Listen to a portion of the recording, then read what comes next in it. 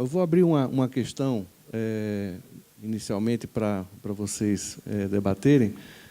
Eu sou professor da ESPM, na área de processos e projetos, e lá o tema de inovação está transversal, ele passa necessariamente, deve passar necessariamente por todas as disciplinas, porque a nossa visão é colocar para o mercado um aluno que seja transformador. Então, ele tem que ter esse gatilho do DNA nele, né? Para transformar o ambiente que ele vai efetivamente trabalhar. Como que vocês fazem o processo de identificação de pessoas que necessitem, aliás, que vocês vão levar para os processos de inovação de vocês? Assim como este evento, né, que é provocador, nós também, com a equipe inteira, a gente tende a percorrer o Brasil e participar de vários eventos. Tem alguns eventos que a gente mesmo constrói, por exemplo, hackathons, que a gente constrói junto com várias mãos, né, junto com alguns parceiros nossos. A gente fez recentemente Perfumathon, que é o primeiro hackathon de perfumaria, né, do Brasil. E nesse sentido, a gente fez um em Curitiba e deu muito resultado. E a gente trouxe muito talento de vários estados do Brasil. No segundo, que a gente fez no Norte e Nordeste, nós já levamos o pessoal de RH, né, junto com a nossa ótica, mas um pouco mais técnica. A gente já levou o pessoal de RH, né, o núcleo de atração de talentos, para conseguirem, de alguma forma, identificarem, né, pessoas com potencial inovador. A Coviva trabalha com qualquer tipo de pessoa. A gente trabalha com estudantes, com professores, com advogados, com pessoas que se dizem de inovação, né?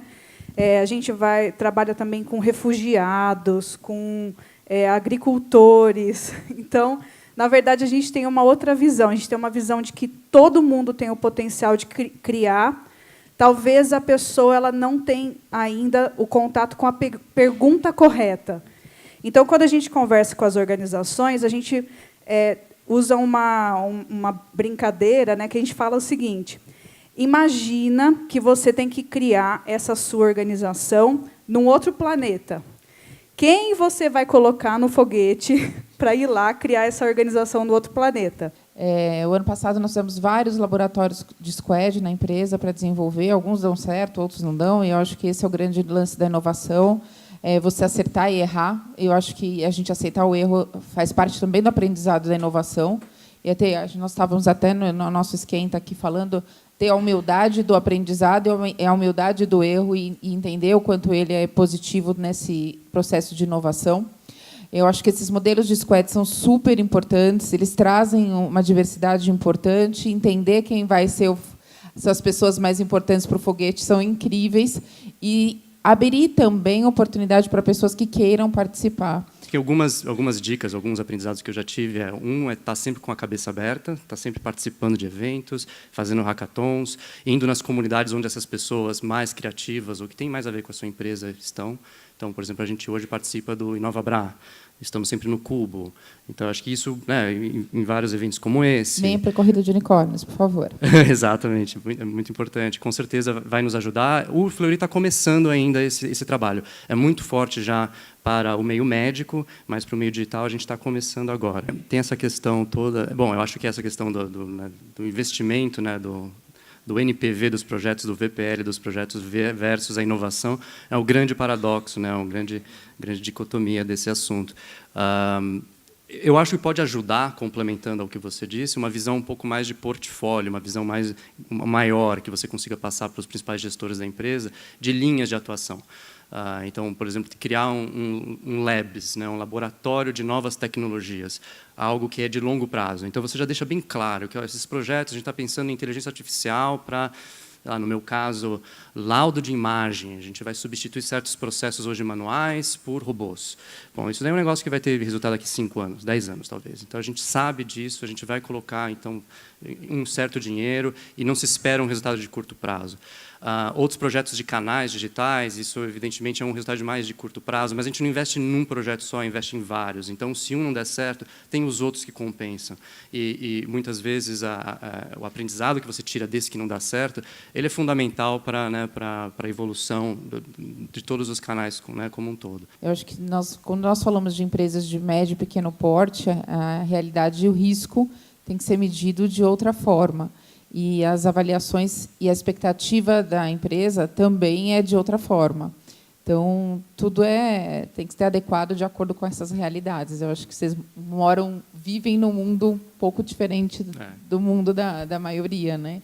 Então, ali nós estamos numa realidade bem específica. A gente está no momento onde 8 em cada 10 empresas estão buscando uma startup para chamar de sua. E isso também é um risco. Se você não tem uma visão bem estruturada nesse sentido, você também tem um risco de acerto e erro muito grande.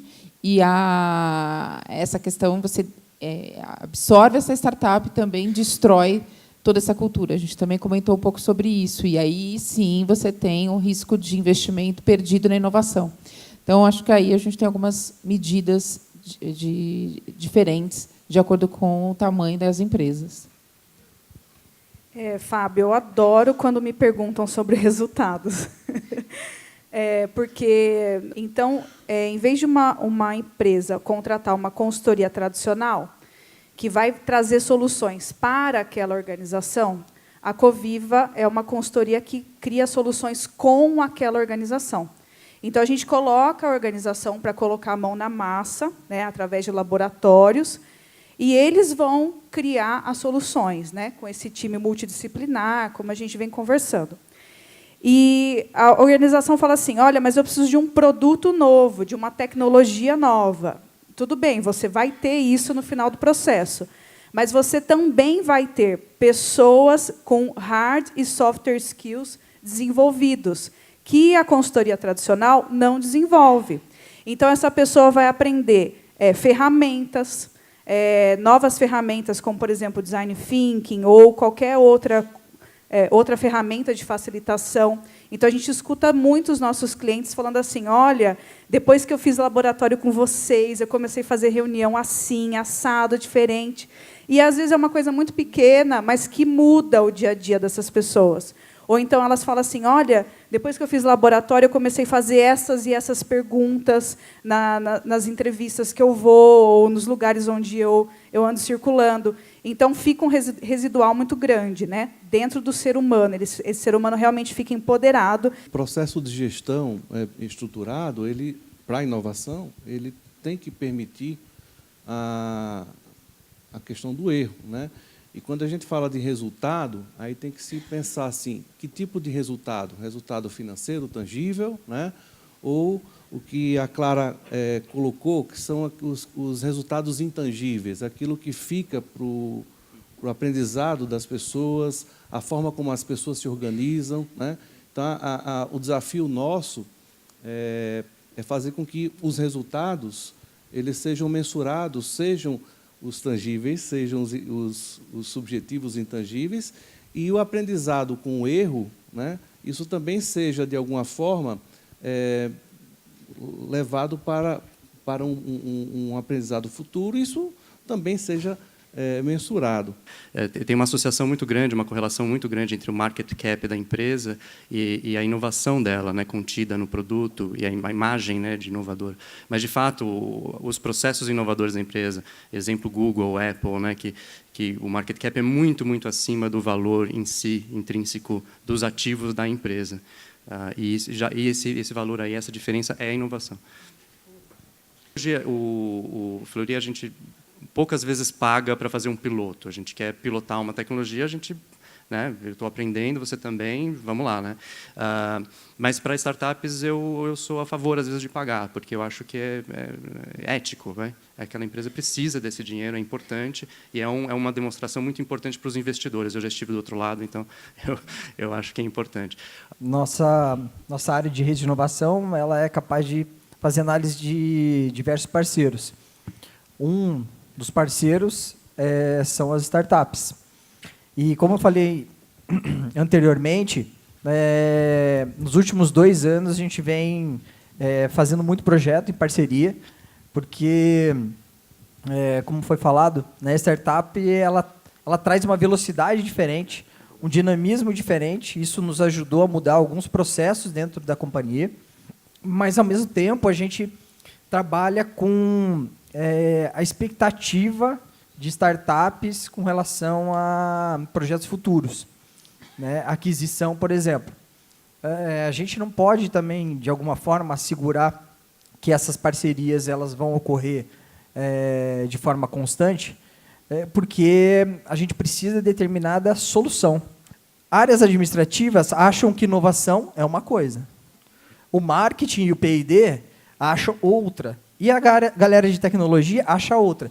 Então, baseado nisso, a gente tem lá um mês de desenvolvimento. Né? A gente conversou semana passada sobre os detalhes dessas 3 palestras. Eu e minha equipe, a gente vai contar para o pessoal, né? Não gestores, né? Que acaba indo desde consultor até aprendiz, né? E estagiário, para contar o que é inovação dentro do Grupo Boticário. Como que eu enxergo o DNA? Tá? DNA, para mim, é uma grande espiral que se retroalimenta, né? Então, a gente tem dentro das organizações as práticas diárias, que são como as pessoas fazem reuniões, como que elas fazem parcerias com os seus fornecedores, né? Isso gera rotinas. Essas rotinas, elas acabam gerando expectativas. Então, quando você não faz uma reunião daquele jeito que você sempre faz, as pessoas falam, nossa, mas tem alguma coisa mudando aqui, que está diferente, né? E essas rotinas e expectativas, elas geram os nossos grandes valores, o nosso DNA, né? Então, quando uma empresa quer mudar o seu DNA, eu começo pelas práticas diárias. Isso. Então, eu coloco a organização para praticar o que ela faz no dia a dia de um jeito diferente. Por isso que as metodologias colaborativas são tão importantes hoje, né? E daí você perguntou, e a área administrativa, o financeiro, né? Daí a minha pergunta é, inovar para quem e por quê, né? A gente precisa ter sempre isso muito claro, porque se eu fizer um laboratório com um departamento financeiro, e daí a gente vai falar assim, então agora a gente vai usar criptomoedas e isso e aquilo, mas será que vai fazer sentido para essa organização e para os consumidores, né? Eu não acho que você leva a inovação para uma empresa, a inovação ela tem que ser criada dentro da empresa, dentro das pessoas. Acho importante ter uma área de inovação, sim, não porque a inovação vai acontecer dentro da área, mas porque essa área vai ficar responsável, vai ter o tempo de pensar e de estudar. Né, processos e ter o entendimento e provocar as outras áreas para que elas se inovem, se tornem mais inovadoras. Eu gosto muito da escola do Lean, né, mais uma vez, então de olhar o público-chave, o público-alvo. Né? Então, se você vai inovar para em plataformas digitais, seja o que for, ou processos de atendimento, você vai olhar o seu cliente, você vai olhar, no meu caso, o paciente. Eu quero saber quais são as dores desse paciente, o que eles precisam. Etc. E a partir deles é que eu vou começar a provocar e entender, mapear jornadas e criar inovação. Mesma coisa com o público interno. Né? Então, você vai olhar a área financeira e ver quais serão as dores. Você entrevista essas pessoas, você trabalha essas pessoas, entende elas, de um ponto de vista sociológico até, assim, para entender onde essa inovação pode acontecer. Mas acho que é importante, sim, ter uma área, alguém responsável por tocar esses processos. E por que inovar? Para trazer dinheiro novo, né? Para se diferenciar no mercado. É um caminho sem volta. Ou a gente muda, faz coisas diferentes, ou a concorrência come a gente, o mundo se transforma, o nosso negócio também morre, e aí cada um com as suas escolhas. Acho que é bem por aí. Né? Uma provocação que eu sempre coloco dentro das empresas, a minha área é processos, então eu estou muito fortemente ligado à parte do back-office. Né? E a provocação que a gente faz é aonde há espaço para melhoria. E aí, a partir dessa questão, nós temos na literatura isso como inovação incremental. Você não tem que necessariamente ficar toda hora pensando em inovações radicais. Às vezes, sim. Né? Eu estou pensando aí no novo produto, no novo serviço. Estou pensando, pode ser que eu venha a ter uma inovação radical. Mas as inovações incrementais de processos, gera resultado. Muito obrigado, muito obrigado. Valeu, Obrigada, galera. gente. Obrigado. Obrigado.